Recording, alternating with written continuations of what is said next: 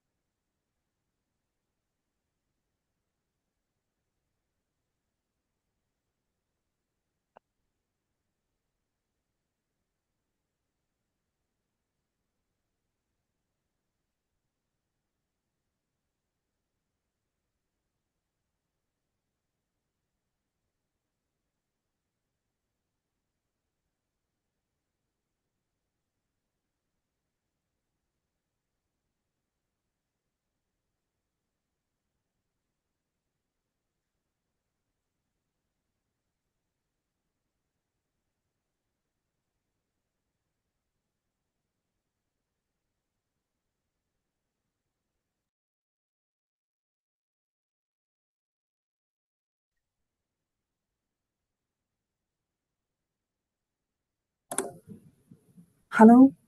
Hi. Hello. So we'll wait 1 minute.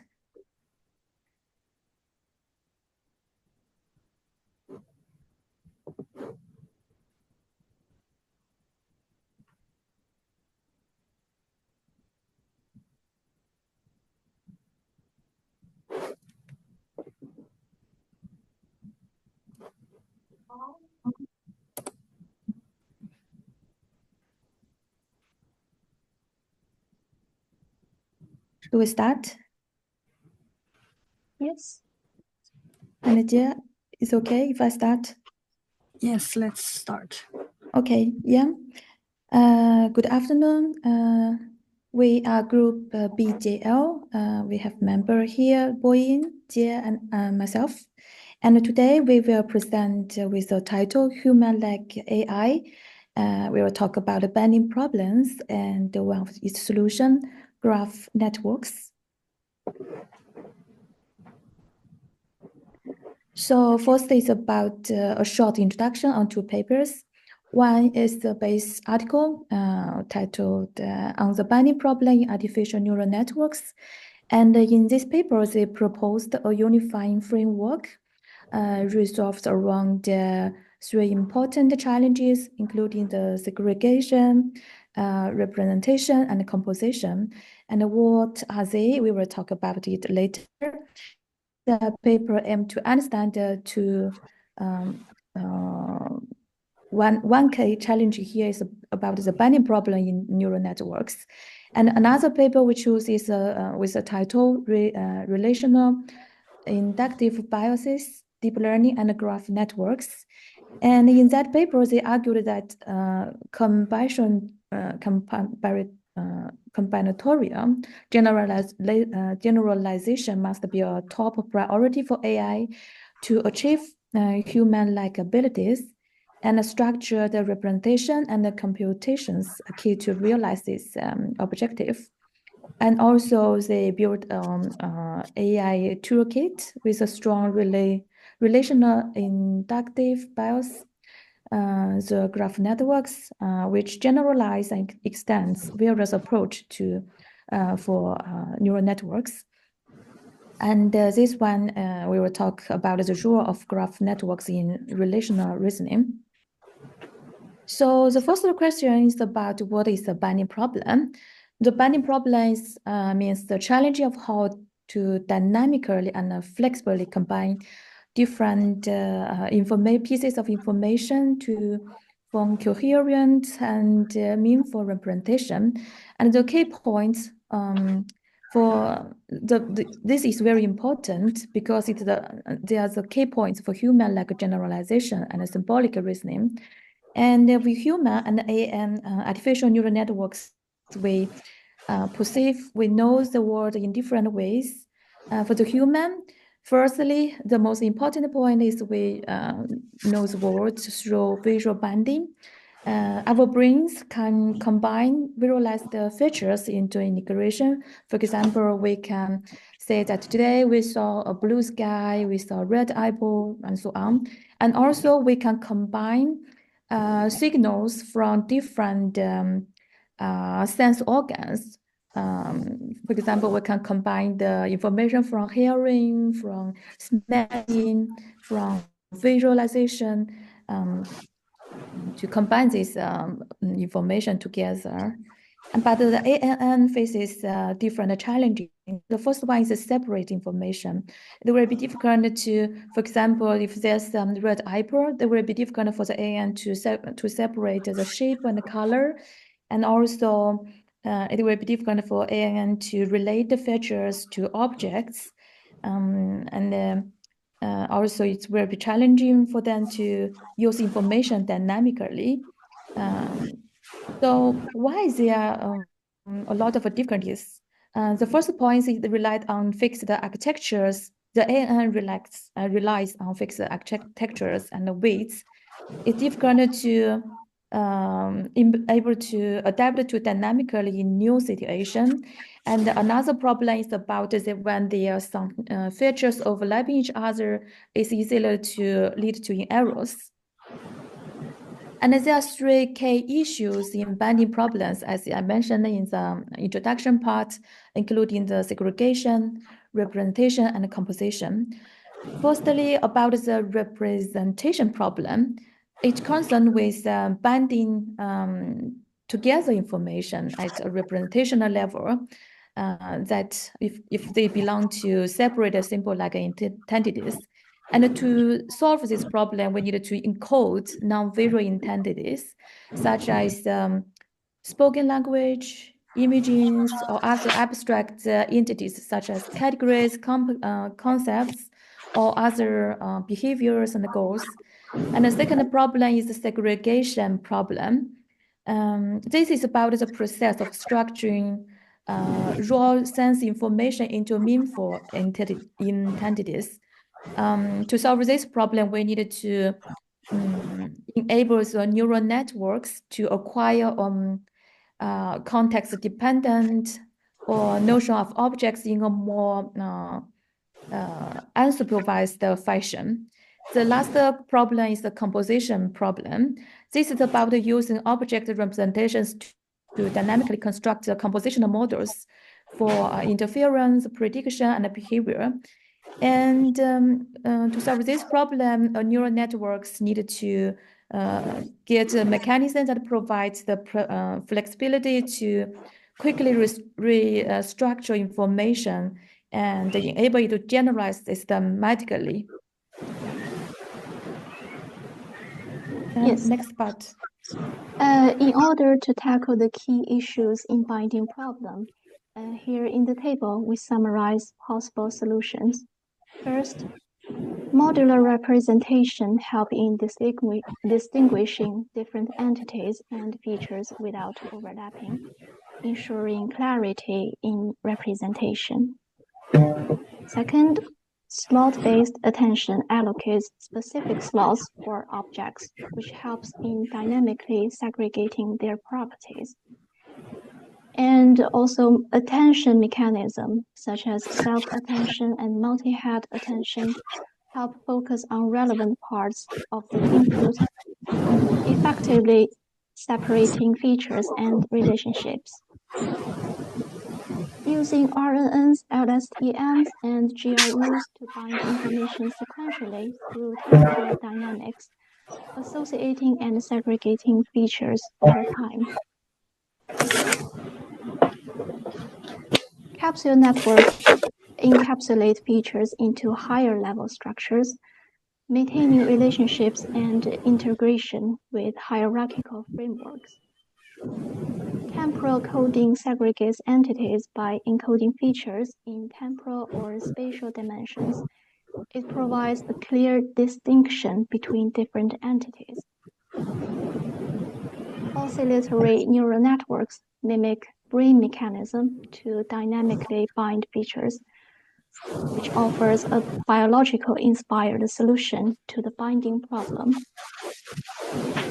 And graph neural networks represent entities as nodes and relationships as edges in a graph structure, which is particularly useful for complex relational reasoning. Relational networks and message passing neural networks are specifically designed for relational reasoning, enhancing the binding of the features and relationships. So our next paper is focusing on relational reasoning and graph neural networks. Next slide.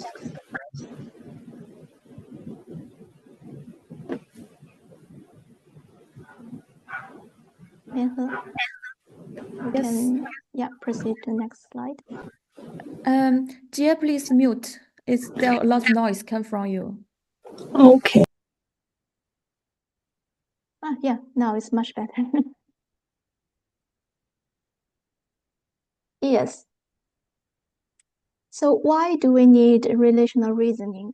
Well, structured relational reasoning allows for better manipulation and understanding of entities and their relationships, and also using rules to effectively manage and interpret complex data. So what is entity, relation, and rules? An entity is an element with attributes, such as a physical object with a size and mass. A relation is a property between entities, and a rule is a function, like a non-binary logical predicate, that maps entities and relations to other entities and relations. It can handle more complex conditions than just true or false, such as a scale comparison, like is entity X large? And another key definition is inductive bias. It is a set of assumptions that a learning algorithm uses to make predictions or decisions. It helps the algorithm prioritize certain solutions or interpretations over others, independent of the observed data, even before seeing any data. Next slide, please. Yeah. So what is graph networks? Graph networks are a class of functions for relational reasoning over graph-structured representation. They consist of nodes, which represent entities, and edges, which represent relationships between entities, and also global attributes, which provide context to help understand the overall structure and properties of the graph. Graph networks are powerful tools for tasks that involve complex relationships and interactions. They are suitable for a wide range of applications, such as in this slide, we show molecular biology, knowledge graphs, information retrieval, brain functions study, gene interactions, communication networks, software engineering, and social network analysis. And we can see in this slide, it is very clear that they have the graph structured. We have nodes and we have the edges represent the relationships. Yes. Yes. Then this is the structure of the graph network, and we can see that we use this graph to mean a directed or attributed multigraph with global attributes. So here we have the terminology. The VI is means a node, and the EK is edge, and the U is the means the global attributes, and SK and RK indicates the sender or the receiver nodes for the specific edge K. And these are the more detailed term how we have defined, directed, like it's one-way edges from a sender node to a receiver node, and the attributes, properties that can be encoded as a vector or even other graph. Attributed are the edge and vectors that have attributes associated with them. And the global attribute is a graph level attribute. A multi-graph means there can be more than one edge between vertices, including self-edges. So here we have the three picture about the graph networks, and we can see updates in the graph network.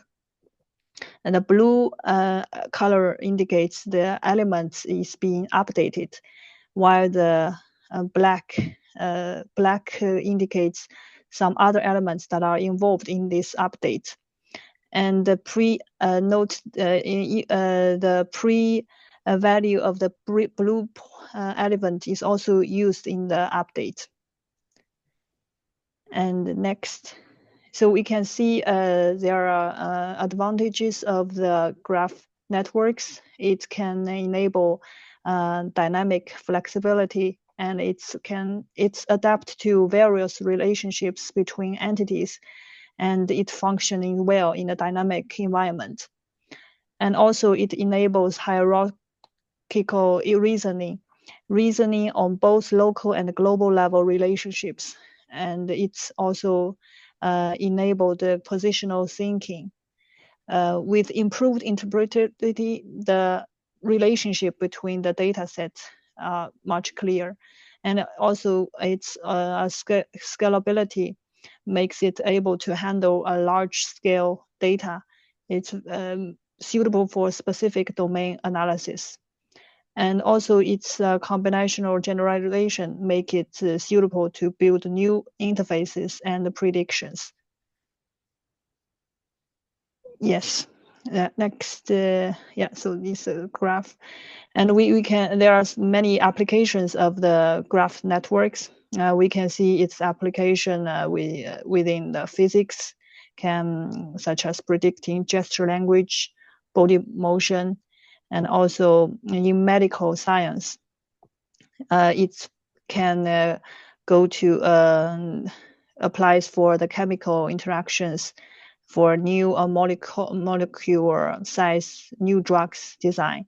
And also it can be used in the vision technology to enable autonomous driving and the robotics technology.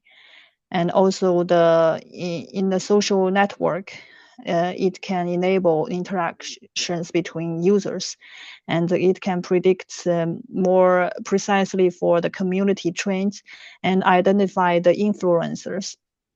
And with the knowledge graphs, it can also searching engines, building relatively recommendation systems.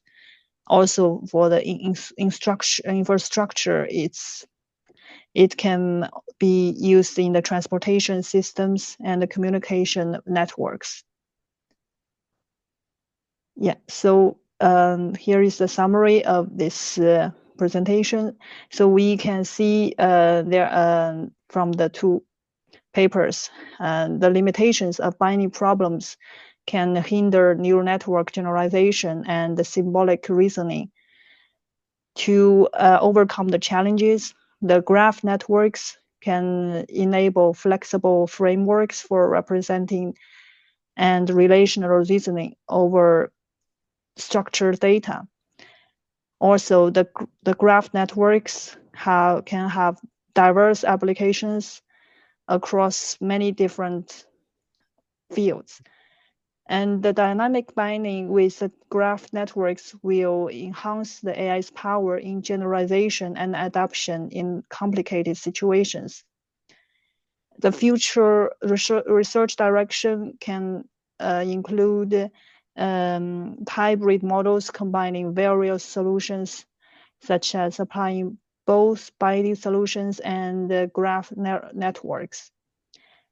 And also we can see more applications in the real world problem can be applied with this approach. Yeah, thank you. Questions?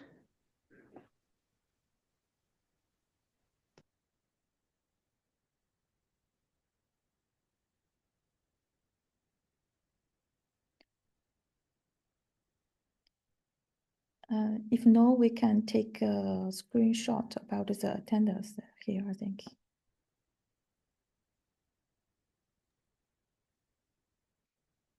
Yeah. So we finish here. Yes. All right, thank you. Thank you. Okay, And then any thank you. comments about session? There's a bit problem in the middle, but yeah. No, I think Yeah, it was good. sorry.